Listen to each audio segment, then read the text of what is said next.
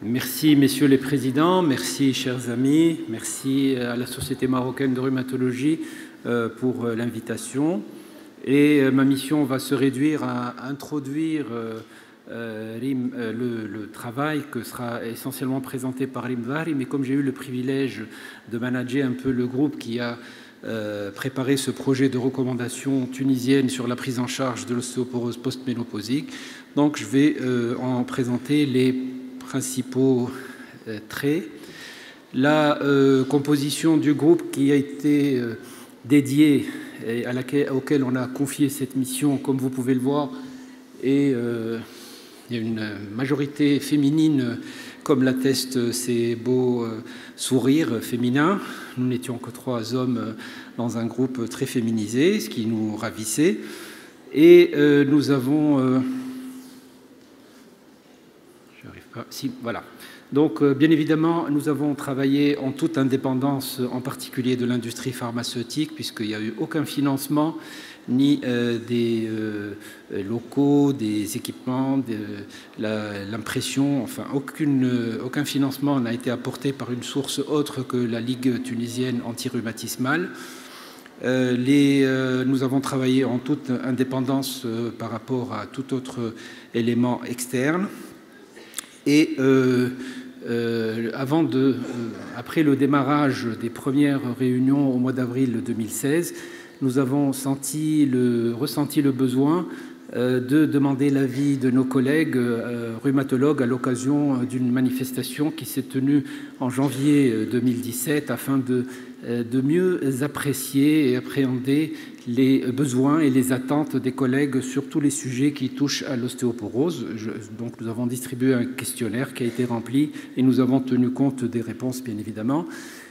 L'organisation, la méthodologie, comme le présente cette diapo, va de bas en haut, puisque plusieurs groupes ont été constitués. Le groupe de pilotage dont les membres ont été présentés sur la plaque avec les photos. Ensuite, le groupe de travail, des groupes de travail ont été créés, l'un pour l'ostéoporose post-ménopausique, un deuxième pour l'ostéoporose cortisonique et un troisième pour l'ostéoporose masculine. Ils ont travaillé de façon indépendante, mais avec une supervision du comité de pilotage.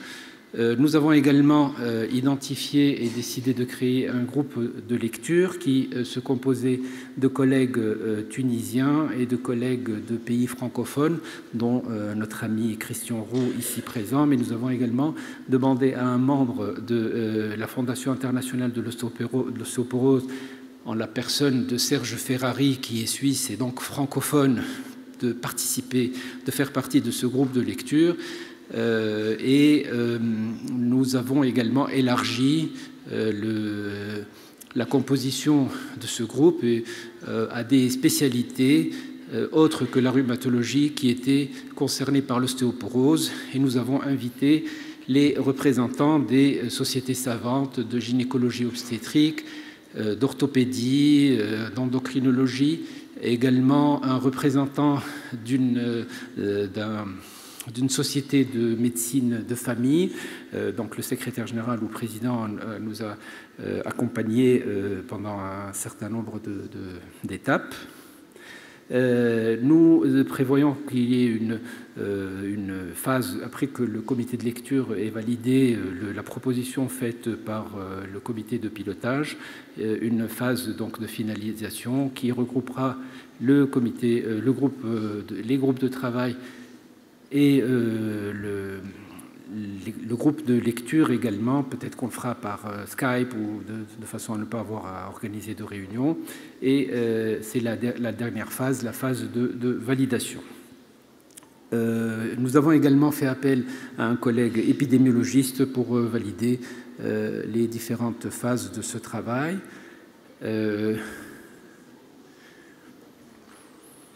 Voilà, j'ai pas oublié, médecine générale. Un représentant de la caisse d'assurance maladie, élément extrêmement important. Nous avons souhaité les impliquer d'emblée dans l'élaboration de ce référentiel, de façon à ce qu'ils ne contestent pas les positions adoptées par ce groupe. en termes de prise en charge et de remboursement, vous l'avez bien compris. Voilà, les compositions. Je ne sais pas si... Voilà. Bon. Les trois thèmes, comme je vous l'ai dit, donc, portent sur l'ostéoporose post-ménopausique. C'est sur ce premier thème que les travaux ont avancé. Et ce sont les conclusions, les premières conclusions qui seront présentées par Rim Vahri dans un instant. Les propositions, donc, comme vous pouvez le lire, doivent être faites selon une méthodologie qui a été élaborée avant le démarrage des travaux, et nous avons exigé également que les réponses obéissent à certains critères. Voilà. Donc la partie recherche bibliographique a porté sur toutes ces sources. Ce sont des notions relativement classiques, il n'y a pas eu d'innovation particulière. Les grades de recommandation sont ceux qui sont connus de la médecine établie sur l'épreuve, avec les niveaux A, B, C que nous connaissons tous.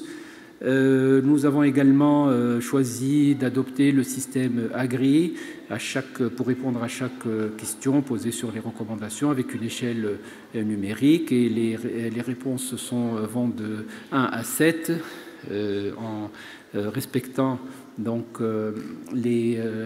là aussi les codes classiques, considérant comme réponse appropriée lorsqu'il y a une réponse, une valeur médiane déterminée également préalablement, et lorsque la réponse est considérée comme correspondant à un accord relatif, donc ce n'est pas un accord fort ou une réponse inappropriée, la question a été reformulée et resoumise au vote du groupe. Voilà, je crois que ce sont les grandes lignes sur lesquelles nous avons essayé de travailler, les grands principes que nous avons choisis, et je laisse la parole donc à Rim Vahri pour vous présenter les résultats de ce travail.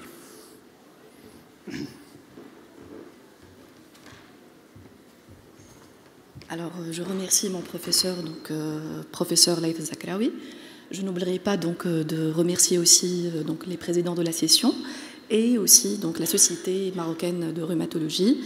Donc j'ai été touchée par justement, et nous avons été toutes et tous touchés par justement leur gentillesse et la fraternité qui va au-delà donc de la confraternité maghrébine. Alors, je vais commencer donc de passer aux choses plus ou moins scientifiques, et on va parler donc du rationnel qui a motivé donc la formulation et le besoin derrière le référentiel de l'ostéoporose tel que nous avons perçu et tel que nous avons donc travaillé dessus. Donc le rationnel derrière tout ça. En fait, nous avons essayé donc de voir les chiffres en Tunisie. Nous connaissons tous les chiffres sous d'autres cieux, mais en Tunisie, c'était important de voir la fréquence de l'ostéoporose donc chez nos femmes.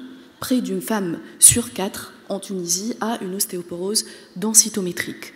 Donc, premièrement, on va tirer une première conclusion et dire l'ostéoporose en Tunisie est fréquente. Donc, premier point. Donc, deuxièmement, et lors d'un sondage, comme ça a été annoncé par professeur Zakraoui donc antérieurement, lors de la journée d'hiver de rhumatologie en janvier 2017, nous avons recensé en fait le nombre de patients qu'on verrait en pratique quotidienne et qui ont cette pathologie qui est silencieuse et capricieuse, telle que ça a été dit par Madame le Chairman. En fait, nous avons constaté que plus que 50% de nos rhumatologues voient plus que 10% donc, de patients souffrant de cette pathologie lors d'un mois de consultation, ce qui est assez fréquent pour une pathologie, je reviens à dire, silencieuse, jusqu'au premier événement, donc du premier événement fracturaire. Alors, deuxièmement, l'ostéoporose est-elle une pathologie grave? Oui, on peut le dire et on peut l'affirmer avec des chiffres tunisiens aussi, avec des études qui sont de bonne qualité, et on peut dire que 16,2% donc de nos patients ont une fracture ostéoporotique. Et parmi ces 16,2%, on a plus que 65 à 70% qui ont une fracture sévère avec toutes les conséquences de morbimortalité qui s'en suivent. Donc, deuxièmement, Premièrement, donc l'ostéoporose est fréquente, l'ostéoporose est assez grave et associée à des fractures sévères donc en Tunisie. Et on va voir, est-ce que cette ostéoporose tue? Oui. Donc la réponse est oui. Et elle vient donc d'études internationales qui parlent d'un concept assez innovant et assez intéressant, le burden of illness, en fait le poids de la maladie. Le poids de la maladie, l'ostéoporose, même si elle n'est pas compliquée donc de fracture, elle nous fait perdre 5,8 ou 6 ans donc en moyenne de qualité de vie exprimée en DALY. Aussi, quand elle est compliquée donc d'ostéoporose, donc de fracture sévère, c'est 8 ans en moyenne qu'on perd donc de notre vie, ce qui est assez important. Donc, dans un pays comme le nôtre, donc une économie émergente, on essaie donc de faire comme on peut, avec ce qu'on peut, et au meilleur donc de ce que l'art médical peut offrir. On peut donc voir, est-ce que, et on est en droit de se poser une question qui est très importante, est-ce que l'ostéoporose coûte cher? Donc la réponse est oui. Donc rappelons qu'en Tunisie, le PIB par habitant en 2003, c'était à 4 300 $ par habitant. Et quand on voit ici, vous allez voir que 2 constats importants émanent de ce tableau. Premièrement, donc, le coût d'ostéoporose fracturaire est en constante augmentation à partir des années 2000 jusqu'à 2011, donc premièrement. Et deuxièmement, quelque chose qui est assez choquant, cette pathologie assez répandue, assez silencieuse, et quand elle est compliquée donc, de fracture, elle peut coûter plus cher qu'un breast cancer, donc le cancer du sein, ou qu'un AVC. Donc déjà pour faire un étalonnage un peu de la gravité de cette pathologie. Donc voilà, on peut conclure que le rationnel, en fait, le besoin, qui est un docteur en stratagème comme on dit, le besoin qui nous a poussé à formuler ces recommandations, et que l'ostéoporose en Tunisie, à l'instar du monde entier, premièrement, elle est fréquente, deuxièmement, elle est grave, troisièmement, elle coûte cher. Donc je pense que déjà, on a fait le tour de la question. Il fallait faire des recommandations, il fallait les faire le plus rapidement possible. Donc c'est un problème de santé publique. Oui, la fracture ostéoporotique, c'est un tournant et probablement le dernier quand la fracture est sévère. Donc probablement, ça peut tuer plus rapidement que certains cancers, pour la fracture de l'extrémité supérieure du fémur, je parle particulièrement. Donc il fallait donc avoir des objectifs, premièrement sur le plan individuel et deuxièmement sur le plan collectif. Sur le plan individuel, il fallait améliorer et optimiser notre prise en charge pour nos patients. Après tout, c'est vraiment la vocation du médecin traitant et bien sûr du rhumatologue, donc premièrement. Et sur le plan collectif, il fallait donc voir et estimer aussi et apprécier le cost effectiveness de notre intervention. Et comme l'a si bien dit professeur Zakraoui lors de la méthodologie, vous avez constaté qu'on avait inclus comme comme mot-clé la cost effectiveness, qui est un concept qui est très très intéressant, surtout, comme je vous ai dit, pour les économies émergentes comme la nôtre. Sur le plan collectif, l'objectif de ce référentiel était de réduire la morbimortalité et bien évidemment de réduire le coût pour la société justement de cette prise en charge. Alors, il fallait donc avoir une feuille de route pour atteindre un succès espéré, bien sûr. Donc nous avons formulé des questions objectives. Les questions objectives étaient simples, tout simplement, comment dépister, quand traiter, comment traiter, pour quelle durée et quel suivi. Et je pense que tout rhumatologue dans la salle, face à toute pathologie, qu'elle soit rhumatologique ou autre, et particulièrement rhumatologique, il fallait justement, pour avoir une bonne prise en charge de notre patient, répondre à cette démarche en 5 objectifs. Pour le premier objectif de comment dépister, alors le dépistage d'ostéoporose, est-ce que ça serait intéressant loin du risque fracturaire? Finalement, l'objectif essentiel, crucial et important était d'évaluer le risque fracturaire face à une patiente ménopausée. L'évaluation du risque fracturaire à l'état actuel de l'art rhumatologique, on sait tous, et tous les spécialistes de l'os le disent, on ne dispose pas actuellement d'un élément qui dit et qui détient la vérité tout entière en matière d'ostéoporose. On est en train donc tout le temps de jongler entre quantité et qualité, donc la quantité osseuse et la qualité osseuse. La quantité, on le sait, c'est la densité minérale osseuse qui peut l'estimer, entre autres, par rapport à d'autres moyens. Et la qualité osseuse, c'est là où il y a le plus de travail à faire. C'est là où il y a le plus d'outils qui ont été validés, mais il y a toujours donc, la place de ce rhumatologue, de ce jugement donc, du rhumatologue, à jongler entre les deux et à apprécier justement de façon holistique donc, le patient qui est devant lui avec le risque fracturaire. Quand il s'agit donc de la densité minérale osseuse, ça reste toujours un élément donc, de taille et donc, de valeur pour l'estimation de risque fracturaire. Et donc, nous recommandons bien évidemment la réalisation d'un bon examen de DMO. Qu'est-ce que ça veut dire un bon examen? Il fallait définir donc, la technique de mesure, les sites de mesure et bien évidemment les courbes de référence. La technique de mesure, donc, on recommande en fait l'absorptiométrie biphotonique à rayon X d'EXA, donc c'est la technique de référence. Et les sites de mesure, on avait préconisé 2 sites, donc essentiellement 2 sites qui sont recommandés, donc le fémur, donc le fémur total et le col, bien évidemment pour apprécier l'os cortical, et donc le rachis lombaire de L1 à L4 pour l'appréciation de l'os trabéculaire. Il n'y a pas que ces 2 sites qui sont recommandés. On recommande un 3e site qui est l'avant-bras, dans certains cas particuliers. C'est lorsque on ne peut pas donc, avoir un des 2 sites donc, précités, ou quand on a une hyperparathyroïdie ou un patient très obèse, donc qui entrave bien évidemment donc, le résultat et la pertinence du résultat de la densitométrie.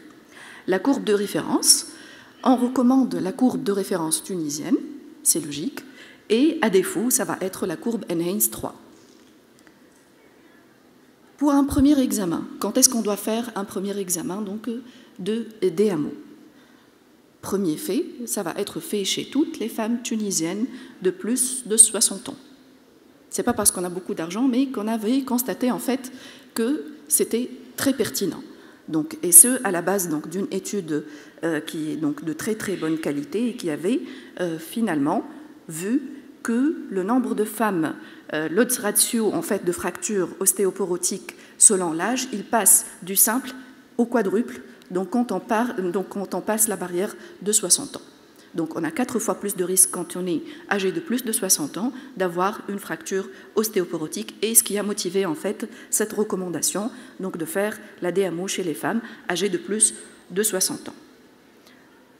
Alors hormis l'âge, ça va être donc les antécédents de fracture de fragilité, les situations là où il y a un surrisque donc, de fracture, notamment quand on a donc, un patient qui commence ou qui prend une corticothérapie au-delà de 7,5 mg pour une durée donc, au-delà donc, de 3 mois, et donc, pour la femme ménopausée qui a un ou plusieurs facteurs de risque, le faible masse, donc le faible IMC, donc qui est inférieur à 19, la ménopause précoce, le tabagisme excessif, la consommation donc excessive d'alcool, et ça a été fixé selon la littérature à supérieur à 3 unités par jour, et l'histoire de fracture de l'extrémité supérieure de fémur. Donc nous avons eu la particularité sur ce sujet donc, de discuter longuement, est-ce que ça va être la mère, donc le père ou donc les collatéraux, et la littérature en fait est assez disparate sur ce sujet, mais nous avons opté pour un parent de premier degré, qu'il soit père ou mère.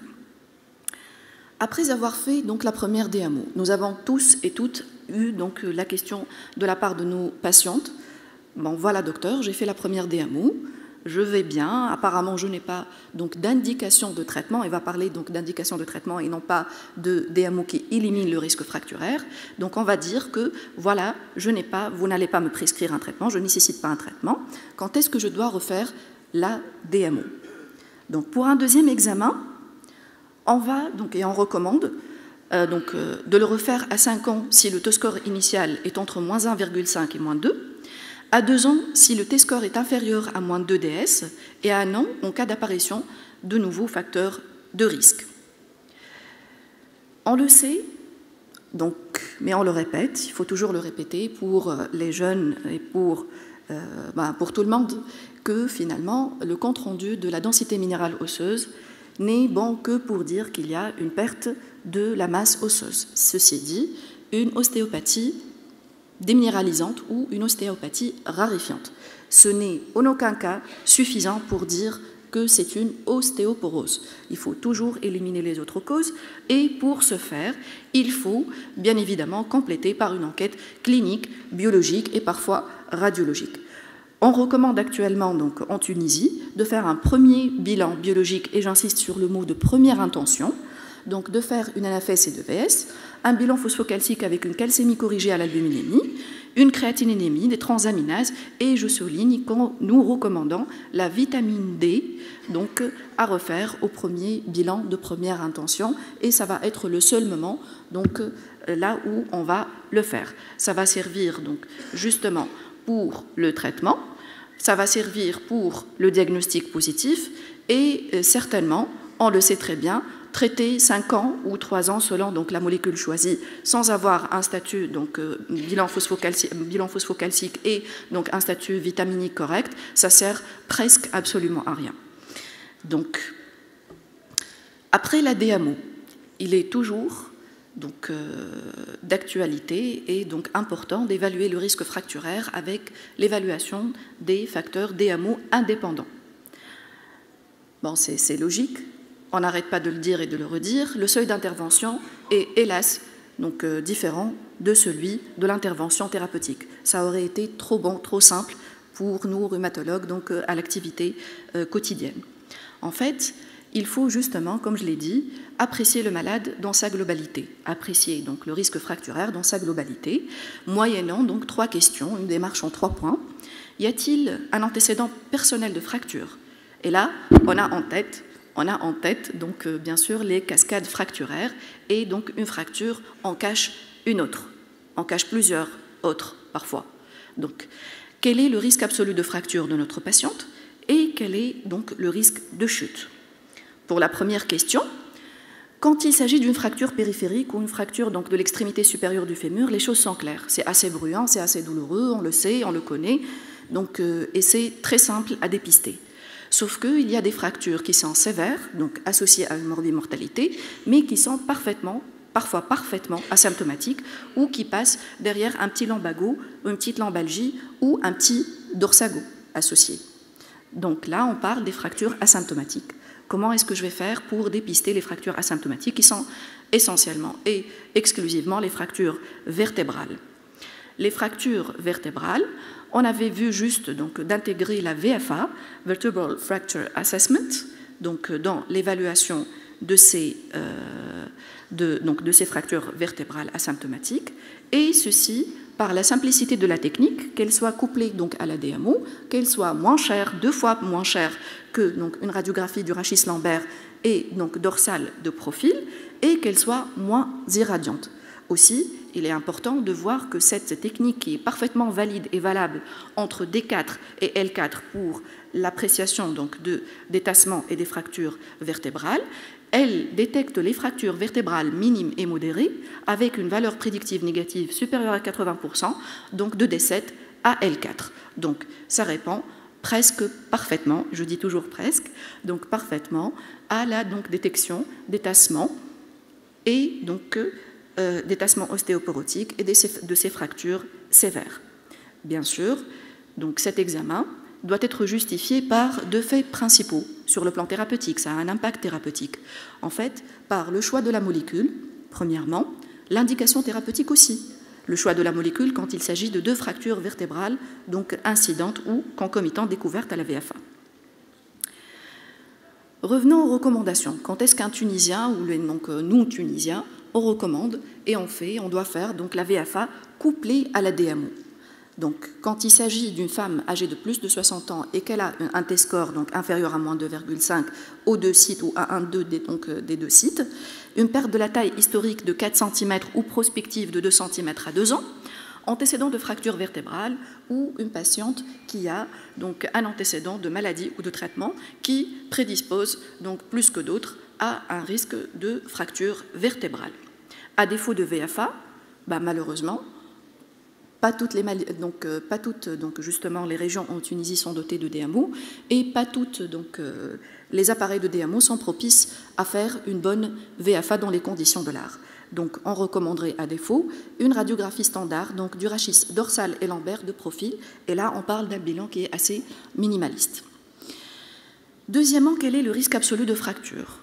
Là, donc, j'ai eu le plaisir de savoir que nos confrères marocains aussi ont leur FRAX, donc à notre instar aussi. Donc, nous avons et nous disposons d'un FRAX tunisien, et donc qui va évaluer ce FRAX, le risque de fracture absolue, donc de fracture majeure absolue, à 10 ans. Donc, avec un seuil d'intervention, donc au-dessus duquel et au-dessous duquel la décision thérapeutique va différer. Le FRAX, bien évidemment, a aussi et a été intégré dans le référentiel parce qu'il a un impact donc, thérapeutique clair. Une troisième question et une dernière question pour l'évaluation du risque de fracture. Mon patient et ma patiente a-t-elle un risque accru de chute? Ça, c'est important. Si on fait des fractures, c'est pour deux raisons. Normalement, deux raisons qui s'associent. Est-ce qu'on a donc, des os qui sont mauvais et en chute, ou donc fréquemment en chute pour avoir une fracture ostéoporotique. Donc il faut vraiment jouer sur les deux paramètres. Le risque de chute, on peut l'apprécier simplement dans notre consultation par donc, le get up and go et donc l'appui monopodal donc, pour les patients, mais on retient des patientes à risque de chute quand il y a un antécédent de chute dans l'année qui a précédé, ou des facteurs de risque clinique dans l'âge supérieur à 80 ans.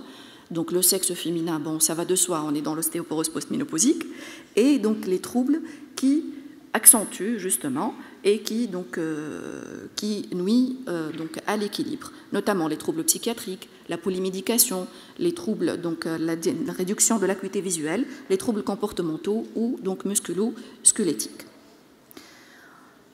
On vient finalement à la question cruciale. On avait bel et bien interrogé notre patient, on avait demandé la DMO, on avait demandé le bilan, donc le verdict, entre guillemets, sans appel, madame, vous avez une ostéoporose postménopausique. Elle vous dit, elle vous regarde, alors qu'est-ce qu'on fait, docteur? Donc là, c'est vraiment donc le point culminant donc, de toute la démarche, finalement, quand est-ce que je vais indiquer le traitement? Malheureusement, donc l'ostéoporose, elle ne nous donne pas donc, la marge de manœuvre que nous donnent les rhumatismes inflammatoires chroniques avec donc, une démarche qui est assez ciblée, un tight control, un petit outil. On ne peut pas le faire. On doit se fixer un objectif qui est assez important et assez réaliste. Il faut réduire le risque de fracture. À la fin de la journée, c'est ce qui est le plus important. Donc, pour avoir cet objectif, il faut avoir des cas de figure. Les cas de figure, finalement, ma patiente a fait une fracture sévère, non sévère, ou ma patiente n'a pas fait de fracture, elle n'a pas de fracture, ou j'ai un T-score qui est très bas. On va définir très bas ou trop bas, donc selon les cutoffs qu'on choisirait après. Les fractures sévères et non sévères ont été définies dans notre référentiel et donc, on était vraiment conforme à la littérature dans nos définitions. Donc, c'est les fractures sévères qui sont associées donc, à un excès de mortalité. Et nous avons donc adopté le T-score pour l'interprétation de notre densité minérale osseuse. Donc, le gradient entre la valeur du T-score et donc, le risque de fracture n'est plus à démontrer, mais il est à souligner entre -1 et -4. C'est justement pour justifier après les cutoffs qu'on avait utilisés. La décision thérapeutique. Alors, quand est-ce qu'on va décider de traiter nos patientes? Bon, donc, le premier cas de figure, c'est simple, c'est parlant, c'est assez clair. Quand il y a donc une fracture extrémité, donc de l'extrémité supérieure du fémur, donc c'est vraiment, il faut traiter, quel que soit donc le T-score. Le deuxième cas de figure, quand on a une fracture sévère, mais qui n'est pas une fracture de l'extrémité supérieure du fémur, premièrement, où on a donc des fractures non sévères, mais multiples, donc supérieures à 2. Ma patiente a fait 2 fractures donc, de l'avant-bras, par exemple. Je traiterai si donc, le T-score est inférieur ou égal à -1 DS. -1, donc déviation standard. Et puis, si ma patiente a une fracture non sévère unique, je traiterai si le T-score est inférieur à -2,5. Si ma patiente, elle n'a pas de fracture, mais par contre, elle vient avec un T-score qui est assez bas, -3. Rappelez-vous donc le risque fracturaire et le gradient. Et là, donc, je traiterai. Donc, ceci a été recommandé avec un accord professionnel, donc, qui était assez fort pour donc, retenir ces indications. L'avis du spécialiste, qui va se baser sur l'appréciation en démarche donc, sur 3 points, avec donc, le calcul de Frax, va être pris et donc il va être pris en considération. Lorsqu'il y a une fracture non sévère unique, mais quand même j'ai un T-score qui est entre moins 2,5 et moins 1, et donc quand je n'ai pas donc, de fracture, mais le T-score est un peu intermédiaire, entre moins 3 et moins 2,5. Je dois calculer mon Frax, et si mon Frax me dit que ma patiente est à un risque de fracture majeure à 10 ans important, il faut traiter. Ben, je ne traiterai pas. Lorsqu'il y a une fracture en dehors de l'extrémité supérieure du fémur et le T-score est supérieur à moins 1, nous avons retenu cette proposition en fait pour dire que si j'ai une fracture, il faut vraiment être sûr donc, qu'il y a une déminéralisation derrière, qu'il y a une ostéoporose derrière. Donc il faut vraiment chercher et donc tenir en tête que l'ostéoporose reste au final un diagnostic d'élimination dans la démarche donc, des ostéopathies fragilisantes. Donc il faut déjà avoir un moins 1 ou supérieur pour être sûr que c'est une fracture ostéoporotique, bien évidemment, à part l'enquête clinique et donc paraclinique qu'on aurait faite à ce moment-là. Je ne traiterai pas, bien sûr, si donc, ma patiente n'a pas de fracture et si elle a un T-score qui est supérieur au seuil diagnostique de l'OMS. Là, donc, je n'aurai pas de raison de mettre ma patiente en péril à cause d'éventuels effets indésirables, donc sans indication. Pour résumer en fait les indications thérapeutiques tunisiennes, je traiterai quand le T-score, en fait, on a essayé de faire le match et donc le crossing entre le risque fracturaire ou les fractures et donc le T-score. Si le T-score est inférieur à moins 3, je vais traiter sans discussion. Bien sûr, quand j'aurai retenu le diagnostic d'ostéoporose. Si le T-score est entre moins 3 et moins 2,5, je traiterai, sauf si je n'ai pas de fracture. Si je n'ai pas de fracture, là, je demanderai donc l'avis du spécialiste et je prendrai donc le soin de calculer mon Frax. Si donc ma DMO me dit que je suis face à une ostéopénie, telle qu'elle a été définie par donc, les seuils et les cutoffs donc, de l'OMS, je ne traiterai que s'il y avait une fracture de l'extrémité supérieure de fémur, d'autres fractures sévères ou des fractures entre guillemets mineures mais multiples. Si le T-score est supérieur à moins 1, là, je ne traiterai que s'il y a une fracture de l'extrémité supérieure du fémur. Voilà, vous allez me traiter, madame, mais comment? Qu'est-ce que vous allez me donner? Qu'est-ce que vous allez me conseiller, en fait? Nous recommandons, en fait, les mesures générales. Leur intérêt, il n'est plus, donc, à démontrer, l'intérêt général, sauf qu'il y a certains détails, donc, à souligner. Il faut, bien sûr, prévenir la chute, prévenir, donc, tous les facteurs de risque qu'on avait cités, donc, au préalable, ça revient, donc, à la prévention, et assurer un apport donc vitamino-calcique correct, un régime riche en protéines. Et là, je souligne le régime riche en protéines parce que le muscle, c'est un grand acteur donc, dans l'ostéopathie raréfiante et notamment dans l'ostéoporose. On parle de plus en plus de sarcopénie et le lien n'est plus donc, à démontrer entre sarcopénie et ostéoporose. Donc, il faut avoir un régime riche en protéines et donc une supplémentation vitamino-calcique, un IMC normal, arrêt donc des autres facteurs de risque. Pour le traitement médicamenteux, là, on avait choisi de mettre cette fiche chronologique pour voir d'où on vient en fait. On vient donc des années 1986, là où les premiers traitements anti-ostéoporotiques ou à vertu anti-ostéoporotique ont été donc développés. Et donc, je vois et on voit tous que donc, le chemin, il y a toujours donc, du pain sur la planche avec des éléments et des molécules et carrément des biothérapies dans le traitement de l'ostéoporose. Bon, malheureusement, on ne dispose pas de toutes ces molécules donc, de notre pays, mais on dispose d'un nombre suffisant pour pouvoir prendre aussi correctement que possible nos patientes.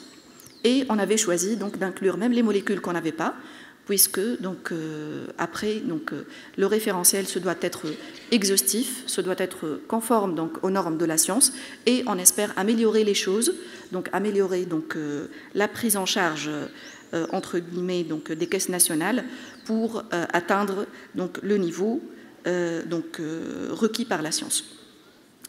Les traitements médicamenteux sont multiples, mais donc, les comparaisons head-to-head sont presque inexistantes. Il y a des comparaisons sur des bases rétrospectives avec donc, de faibles effectifs ou donc, des résultats qui peuvent être facilement donc, discutés. Sauf qu'il y a certaines situations qui sont plus ou moins claires. On va recommander, donc, lors d'une fracture de l'extrémité supérieure du fémur, l'acide zoledronique donc, à la dose de 5 mg par an en première intention avec un grading A. Et ce, donc, presque, ça va être un des rares moments donc,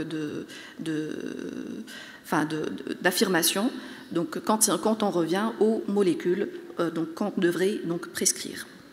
Le reste donc, des alternatives, ça va être cité par ordre alphabétique, alendronate, résidronate et denosumab. Et puis, en cas de fracture sévère périphérique hors extrémité supérieure du fémur, ça va être toutes les molécules précitées et vraiment sans aucune différence entre ces dernières. Quand on vient à la fracture sévère vertébrale, on va ajouter donc 3 molécules. On va ajouter le raloxifène à la dose de 60 mg donc, par jour, et ceci sous certaines conditions. Donc, quand il y a un risque faible de fracture, et donc le tériparatide quand il y a donc, plus que 2 fractures vertébrales, et donc les THM entre 50 et 60 ans quand on a des troubles climatériques. En cas d'une ou plusieurs fractures non sévères, ou en l'absence de fracture, mais qu'on avait bien sûr retenu le diagnostic et donc le traitement et l'indication thérapeutique, il fallait, on peut prescrire toutes ces molécules sans préférence, et c'est cité donc, par ordre alphabétique, donc, et on va retenir donc, les mêmes indications pour le raloxifène, le THM. On revient toujours à notre feuille de route, et on va se dire pour quelle durée je vais traiter, pour une première séquence thérapeutique, pour quelle durée. On sait très bien que ça a été, donc, c'est toujours